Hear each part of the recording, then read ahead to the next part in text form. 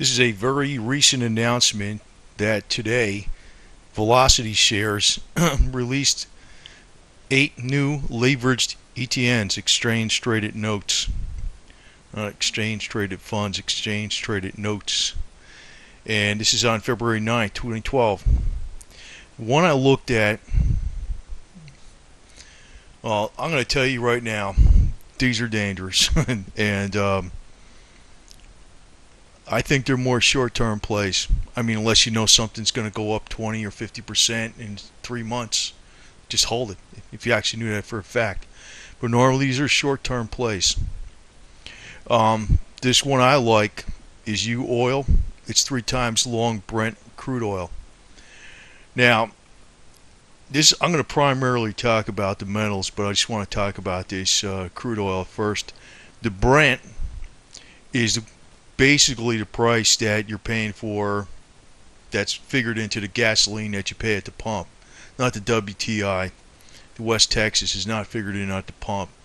What they actually figure in at the Gulf refineries is light Louisiana crude oil, and it's an index that is actually equal to the Brent oil, and they pocket the difference between the WTI and the Brent. And the reason the WTI is low right now, just to get off track here in the beginning, is because there's a glut of oil at the Cushman interchange because there's so much oil coming down from Canada. And I guess that situation's not going to change because Obama vetoed the pipeline. So, but one thing I like about, looking at the Brent chart, doesn't look as difficult to play the market. And if you look at what's been going on, I mean, you've seen these severe crashes. If you had some leverage and you jumped in on the bottom of the cliff, you could pretty much tell where the bottom of the cliff is when something nosedives. It's difficult to tell where the top is because it kind of goes up, pulls back, goes up, pulls back, and then something happens. Usually it's outside event, problem with the euro, whatever, something. In this case, obviously we know what this was. This was all the margin rate increases back here. But and that's, going back to my logic of selling in steps too, because I think there's going to be some serious curveballs coming up this year. And there's something I'm going to get on with why they're coming out with these funds too. But if you look at this chart, there is a pretty decent trading range. I mean, you got 119, drops down 104. It seems like about a $15 range for the most part. 115 down to 100. Like, whereas the WTI seems to be more like a $10 or $12 range. This looks like, but you can pretty much tell. I mean, if something takes a very hard nosedive, you should sit on some cash. Get in there. If you're getting in on our triple leverage, even if you got out over here, that's like holding a fund all the way up and guessing the top. I would be conservative once you take your gain, but on triple leverage, you're doing okay. So I like that. I like that fund, but that's not a buy and hold fund, in my opinion. I mean, do what you want, but I think a lot of times when oil crashes due to some event, look for steel. And that might not be a bad play. Now, I want to get on with these velocity shares. Obviously, I wish I knew about this because I would have made a play on this back here. I almost did AGQ. But I don't know. I feel like I got lucky on that so many times. I almost feel like I'm going to get jinxed. That's really why I didn't go into it. Stupid reason, but that was the reason. It worked so good so many times. I figured I was going to get jinxed. But if I would have known about this, I probably would have made a minor play on this, and it would have been a double. So that would have been nice, minor or not. It would have been money with zeros at the end of it, And but I start thinking about something. The stock markets, all the markets, everybody compares them to a casino, right? Well, they're coming out with a lot of these funds lately, and there's some truth to the fact. Well, some truth to the fact. It's an ambiguous statement, but what I'm saying is there's some truth to the allegation that silver prices went up due to like just purely speculation too. I mean, when it hit that $49, I know it should be higher than that, but the speculators were really the guys that were pushing it up. It was kind of taking a life of its own. I think it's worth the hell. I think it's worth at least $100, easy. That's what I say. Fundamentally, at least. But the speculators are really the ones that are pushing up that market. So I'm thinking this year, watch.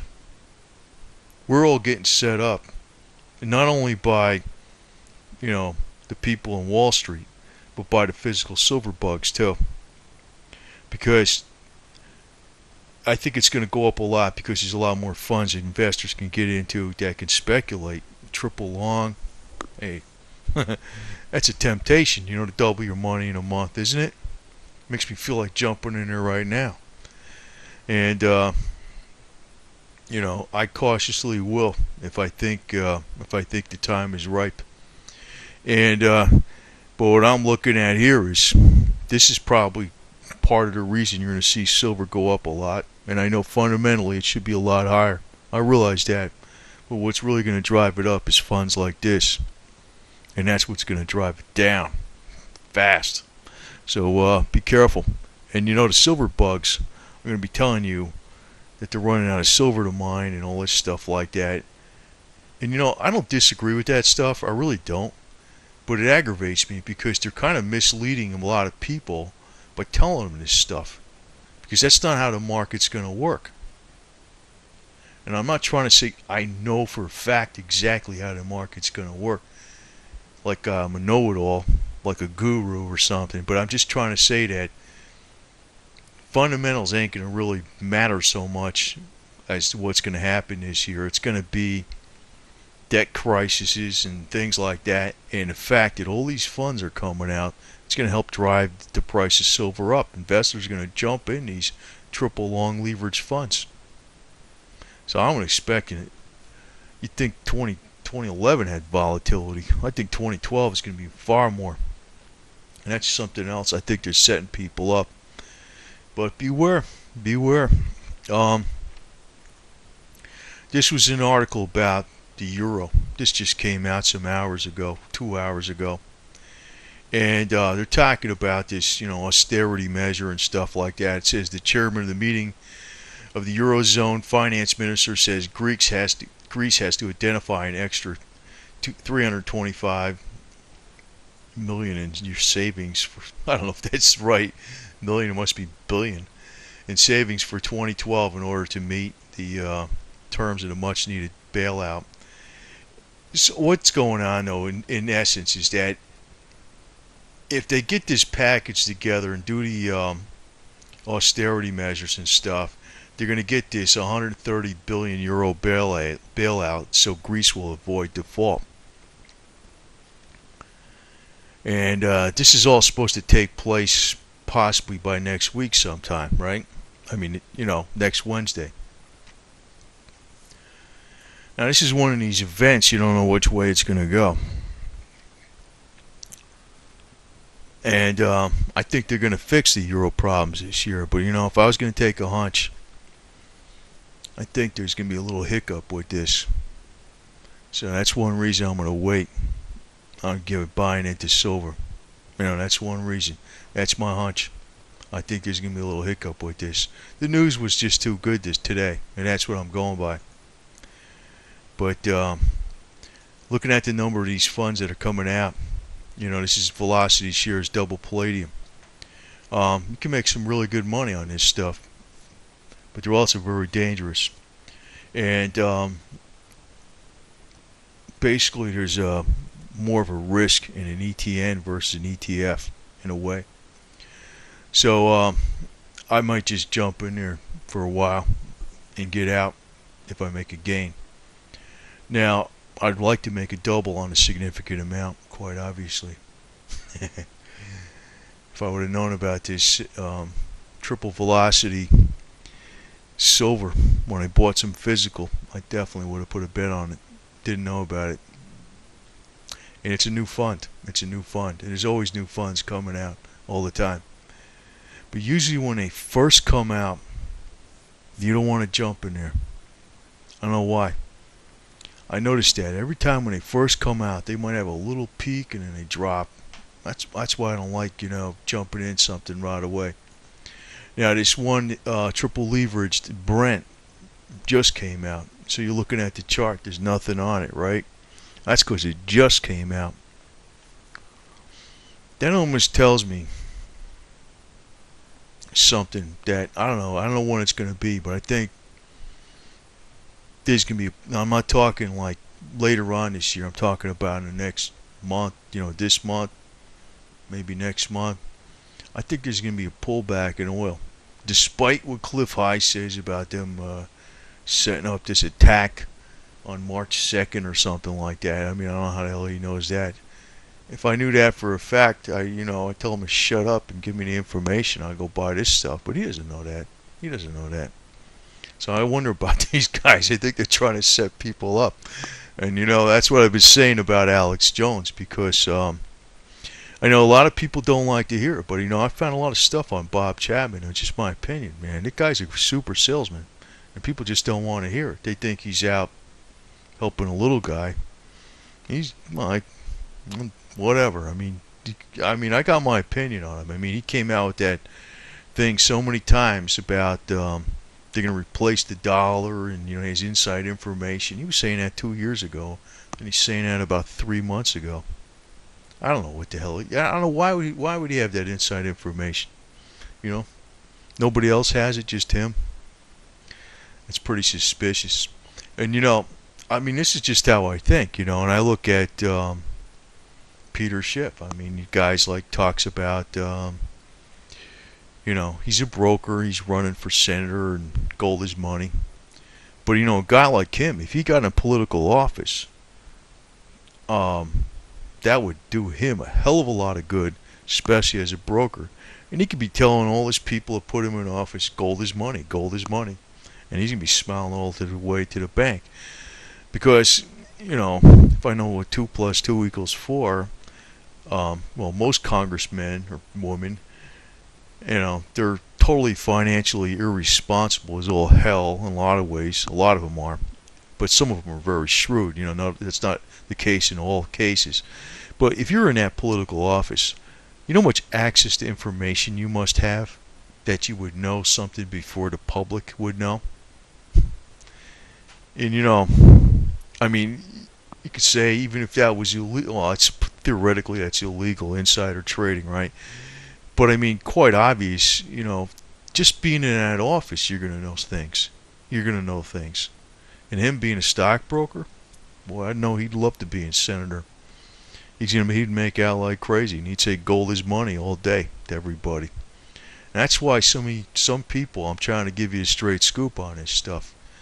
Not only watch Wall Street, but watch the physical silver bugs, and watch some of the heroes out there playing the crowd. I don't buy any of their garbage.